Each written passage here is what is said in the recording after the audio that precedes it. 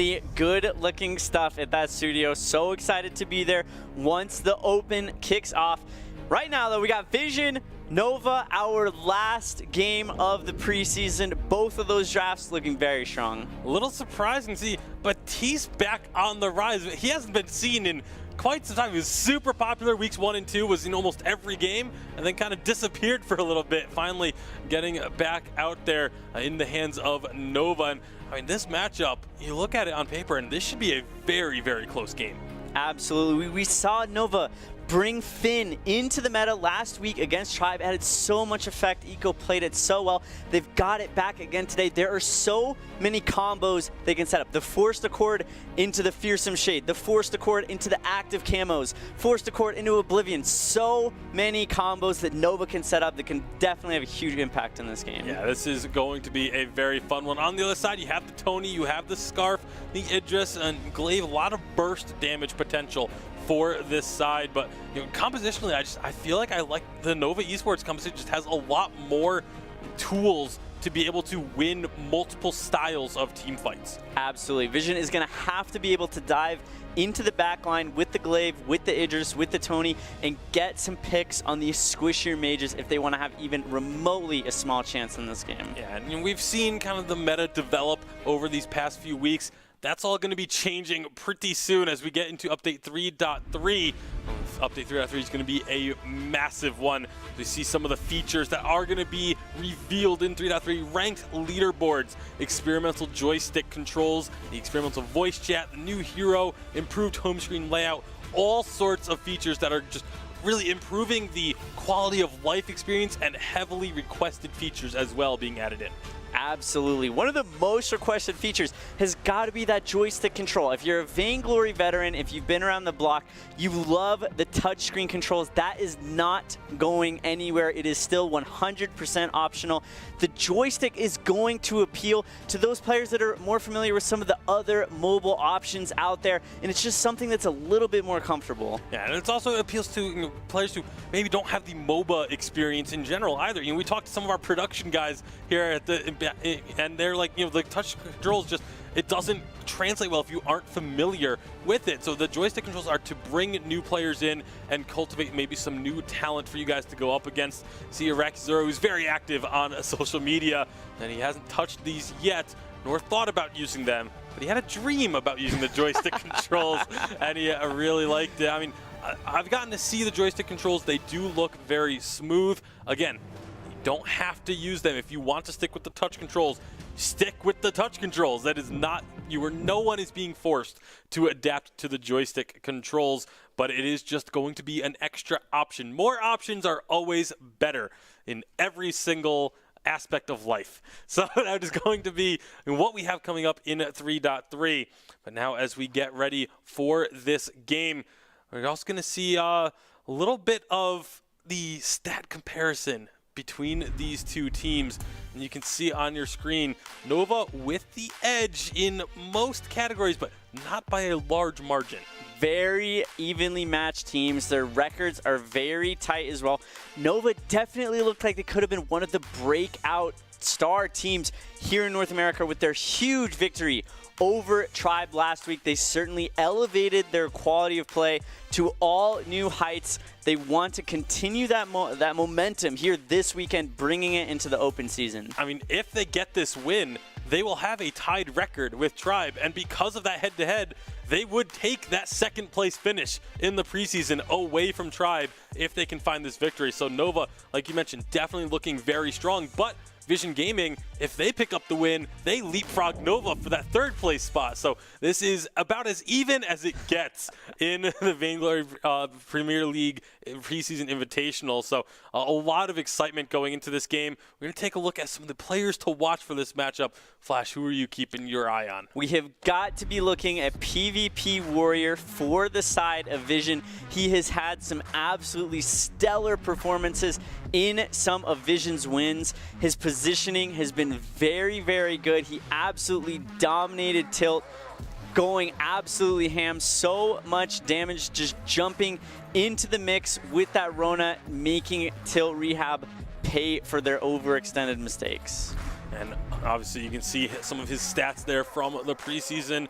On the other side of the rise for me, I'm going to be keeping my eyes on Erica Kane from Nova. One of these players that, doesn't really get a lot of recognition, but Erica Kane has been playing a lot of different types of heroes. There's some games where he's playing this Adagio, going full captain, utility type build. Then there's some games where he goes in and just plays a hard carry and ends up just picking up kills and securing kills for the team. A very versatile player, and that's one of the things that is so important in the 5v5 when you're in one of those two side lanes, is having the versatility to fit and adjust what you're going to play to match what your team's composition needs. Absolutely. He's kind of lived in the shadows of Truth of Light, starting all over to absolutely star-studded players. But in their victory against Tribe last week, he was absolutely phenomenal.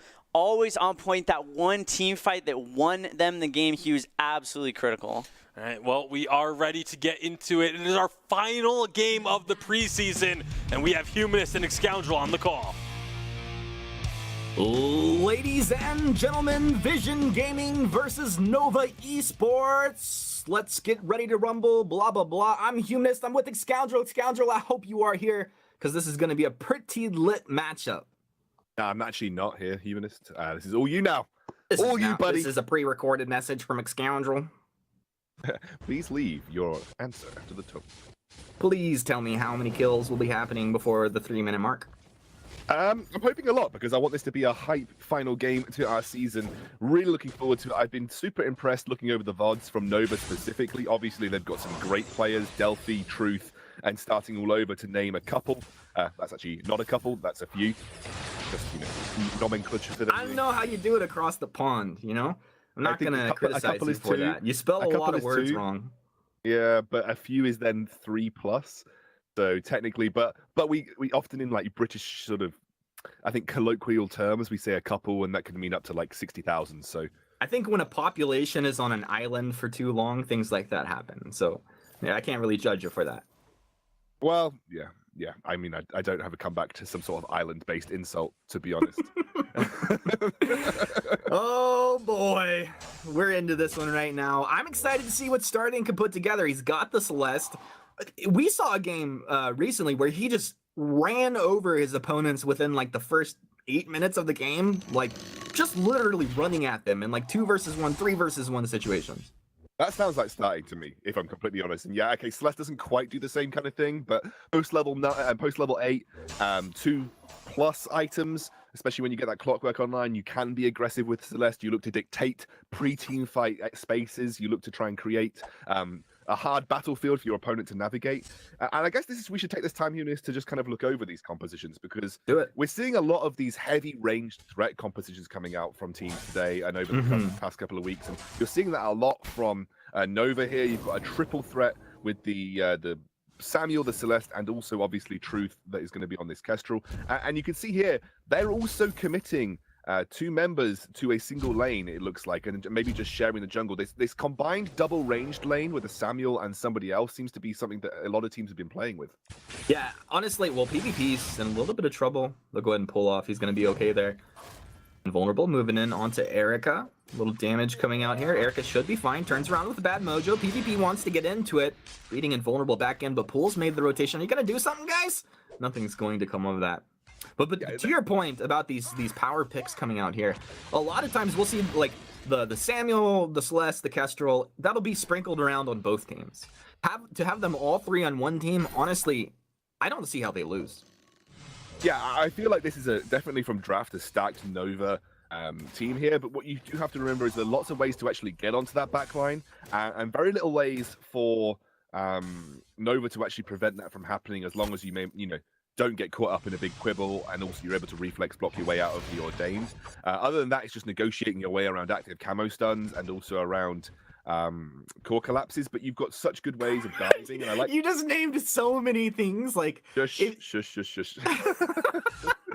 Basically, if you jump over 60,000 bits of barbed wire, you dive under 30,000 sort of bridges laced with poison, that's how you get to the back line and deal with starting all over. What I'm really trying to say here is I like the combo of Glaive and Idris, but I did it in a really long-winded way that now makes no sense. So I'm going to revert and just say Glaive and Idris, especially Weapon Power Idris, are a good way of comboing to deal with the squishy in the backline, Humanist. Oh, it absolutely is. I'm excited to see Glaive's buff coming out in 3.3. It's pretty strong. They're upping his attack speed. Some of the damage coming out, I think it's Twisted Stroke as well. Maybe some of the lifesteal, I'm not quite sure. There was the change on the ultimate. The taunt's back, starting! Starting's gonna be taking down his first blood. Oh my goodness, you'll never live that one down. Delphi, he's deep here. Looks like he's got Neon Fire, misses with the verdict, but the Malice hits and the basic attack is there. He'll get one for himself, so they're tied up 1-1 here as we finally get a couple kills just before the 5-minute mark. Eco's rotated down towards that mid lane though, and yes, okay, starting going down for first blood is not ideal, but first turret of the game, which is arguably more important in terms of overall global gold advantage, is going to sit it firmly in Nova's back pocket, and it was that duo lane where they commit that Samuel and Kestrel to the same lane and just look to bully a single lane out to get that first turret to rotate from the back of that now as well. We'll have a look down towards the bot lane. And you can see that Hurricane just not able to deal with PvP Warrior right now, and Eco is doing a lot of man maneuvering work across the map, just making sure he's supplementing every single one of his lanes right now, Humanist. Yeah, PvP is doing all right down here. I'm excited to see what PvP can do on this Idris. Typically, when he does, he's the kind of player that I think I'd love to see him on the weapon carries. Solar Storm coming on through, it's not going to do anything. But specifically the kind of carries that build into breaking points, because I think he has a really good eye for knowing exactly when he has enough breaking point stacks to commit. Pool getting lit up here. Truth, is he going to be able to get that? The fountain comes out. They stay alive, starting. Moving in deep into that fight is a Celeste. They'll be invulnerable, getting stunned up and taken down. Weapon buff hits the deck as Nova want to move around and go ahead and grab that. Lightning T wants to snipe it up as well. Delphi zoning with the Malice and Verdict there. He'll go ahead and secure that for himself. A nice little play by Delphi. Now Truth moving up behind Neon Fire. Neon Fire is deep up in this top lane. A lot of actions kind of happening in every lane, and I would expect it to continue to do so with all of these picks here. No surprise, Neon Fire forced deep into the jungle. He'll try and pour it out. Look back to bottom as PvP Warrior gets taken out. That's the Fearsome Shade, and starting all over, making the rotation. They have all the damage pile up. They take him down, and this turret in danger of going down. Trash talk from Pool. Pool starting all over back. The afterburn's there. They'll be able to get a kill. That's a really nice play. One shot flies down from the top side of the map, hits onto Pool, but Erica can't really continue to do anything here. This has been manic. This has been an absolutely manic start to the game here. It's been a bit back and forth. You'd say the small advantages are now lying in Nova's camp. I was certain they were going to set up for a Ghost Wing just then because they committed that many members to the mid lane, then rotating down towards the bottom side of the map. But with starting all over going down there, they lose their advantages that they gained in that bot side. They also lose that Crystal Trio, which is Invulnerable is going to steal away from starting. That's a really good take. It's a really good steal, especially, and Starting's actually gone for a Spellfire first here, just to limit maybe some of that sustained potential coming out from the Adagio. That's even a bigger take because of the build that he's gone here. Yes, he's not gone on sort of a heavy-hitting build from the very outset, although I would say that Spellfire is generally a good item in a lot of situations now, just because of the way that it was tweaked. I think it was update 3.2 that it was tweaked, but it was just, a super strong item in general. So, it's not a bad first item for Celeste, but obviously you're not going to hit massive supernovas at this point in time now. Yeah, well, it'll probably be coming out a second item here rather quickly. I'd imagine Starting will continue to farm like a monster, but at the same time, I wouldn't expect the pressure to let up from Nova. And as we speak of that, there's 3 from Nova down in this bottom lane. PvP Warrior watches that turret drop down. Delphi is going to find Invulnerable over here in the jungle. Nothing comes of it. Defensive Afterburn. And Nova, they'll just take the turret and go ahead and reset their position right back into mid. Actually, Erica staying down in this jungle. This is kind of a feed situation. Erica's gonna get out with the Oblivion. How did he survive that? Goodness. What an Oblivion. What an Oblivion from Delphi. Invulnerable is not done. We should just put that into the hero spotlight. Can we get SCMC to edit the hero spotlight and just drop in Oblivion? This is your third item, how to use it. This is going to be a pullback from Eco. See if they can get the follow-up damage here as Invulnerable. He still wants Erica. Erica kiting back, putting the glaive deeper into the jungle. Trash talk down in the bottom is going to peel Delphi and starting back a little bit. Eventually, they'll find the kill onto Invulnerable, and we also lost the Kestrel as well. I think Neon Fire able to 1v1 that situation. I don't know if anyone else is going to go down here, but 6-3 advantage to Nova about 9 minutes in, and now we will have the Ghost Wing starting to be taken, but there is a lot of vision around here. Yeah, but they'll clear it out. I'm wondering whether there'll actually be a contest coming out here, unless it's going to be like an attempted steal with a Chakram, for instance. But this should be an easy Nova secure of this Ghostwing. PvP Warrior does try to go for the Chakram steal just a little bit too late. And if we rewind to how this situation actually occurred, if you look at the vision that the Nova squad had, they had good vision around the entrances to the jungle from vision. They also had good vision in the mid side of the map, 2 scout cams on those 2 brushes that cover the river entrances to the middle lane. They knew that a lot of the Vision Gaming roster had then basically gone to clear their own jungle, knowing that they're not, if they commit 4 members to that bot side tier 1, they are not going to lose map pressure elsewhere because there's no one else creating map pressure other than the Adagio, which they can see on the map. So they basically utilized that small period of time where, honestly, quite greedily, almost every member from Vision went to commit to that bot side jungle clear, and that gave up that first turret and that other turret in the bot lane, the first tier turret, and that resulted in that team fight, and then also gave them Ghostwing. So just from a bit of Vision play, Nova got a huge map advantage.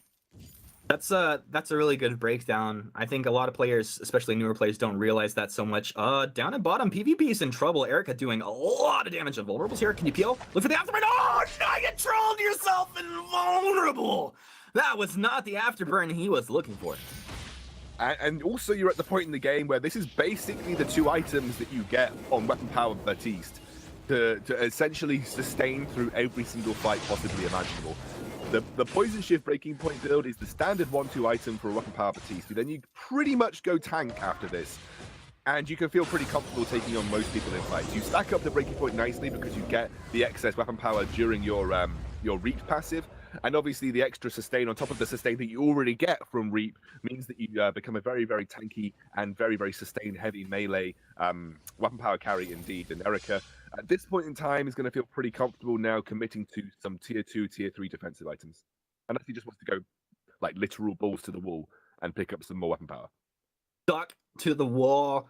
Can't peel him off right now because Nova's in a great position. One shot flies down, it's not going to connect. Who's going to be the first to die here? Invulnerable drumming on low. He's going to get the afterburn back. Just get starting into maybe a bit better of a position. Oh, Solar Storm from starting. Click, click. Boom. Bada boom comes in. Blocked off. Not a big deal. They'll take down the Scarf as Delphi moves down the river. Eco finds the stun. This should be Neon Fire dropping as well. Double kill for lone Delphi himself. Now PvP Warrior can only run away. This hero's decent at running away. Eco swing and a miss on that. Forced accord. And that's going to be the ace coming on through. Invulnerable just respawning right there. Not able to respawn fast enough. And Nova, a massive team fight victory. And even if you look up to the top here, Scoundrel, Truth just hammering in the top turrets as well. And Truth, despite not being in that fight, actually had some of the biggest impact with his 1-shot, 1-kill. He took the Scarf so low that Scarf felt too scared at going close to Baptiste to try and burst him down. He was too low, didn't feel like getting in range, and immediately had to back off from that fight. And if you really look at the overall damage output right now from Vision, a lot of it is coming from Scarf specifically, because he is matching the item spikes from starting. Oh my god! Absolutely deleted. Dragon is on the menu for breakfast right now for Nova as they take out Lightning, as I was just talking about. Classic English breakfast of dragons and sausages. Beans on the side. Nova, I guess a little bit more than they were ready to eat right there. They're going to go back on off, maybe take a little bit out of the jungle, or a little Ghostwing. I mean, this is an easy take to finish the game, right? They're not going to force it here. So this squad showing a bit of patience, and that's something that honestly is pretty scary to see. Yeah, and I think a lot of this is resulted because of the global objective snowballing. Like a lot of teams, we've seen it from Slimy Salamanders, we're seeing it now from Nova. They commit that duo lane very early on to just punish a 2v1 matchup. And because now the turrets are easier to take, because at 4 minutes their defenses drop instead of 6, you just commit to a duo lane for 4 minutes of the game while clearing the jungle together. And then you basically guarantee yourself a first turret in the game as they catch out again. Yeah, Vision Gaming's going to get taken down very hard here. Nothing that Lightning T can do at all. They just got rounded up here. Let's see, Nova or a team of sheepdogs. I can't really tell. Delphi in the Drifting Dart.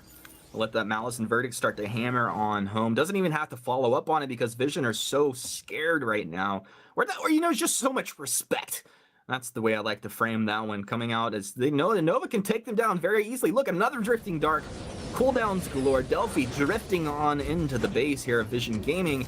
Vision falling apart. All of their base turrets are down. They've lost 2 armories now, as that one's going to go ahead and down. Just the top armory coming out here. Oblivion off the mark. But another drifting dart coming out. They move on forward to jump in from PvP. He knows now's the time. You gotta do something, PvP. The fountain comes out. He stays alive. Scarf going in a little bit too far. As Starting's able to stay alive. They've only lost 1. They can still turn it around. Come on, get the kills. You can do it. Take Nova down. Nova. They're not gonna lose anybody right now. These guys playing phenomenally. 14 minutes in, looking to take down this Vein Crystal. All armories are depleted. And Nova will put Vision Gaming into the dirt here.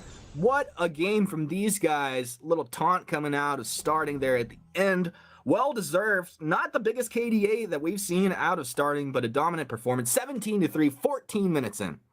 Yeah, and completely blinded Vision Gaming with the way that they played this. Again, it's something that we saw from Slimy Salamanders, the global objective snowball from committing 2 members to a single lane to get that first turret. You then rotate off that first turret to get another turret into a global objective like Ghost Wing. And by the time you've stacked up that kind of advantage, the good teams will then push their vision control. They'll exploit poor positional errors from their enemies, and you'll get these 14-minute games. Just when we thought we had the meta figured out, these teams are bringing different metas and again starting those very early snowball processes which lead to these really quick games. Good stuff from Nova. Starting the snow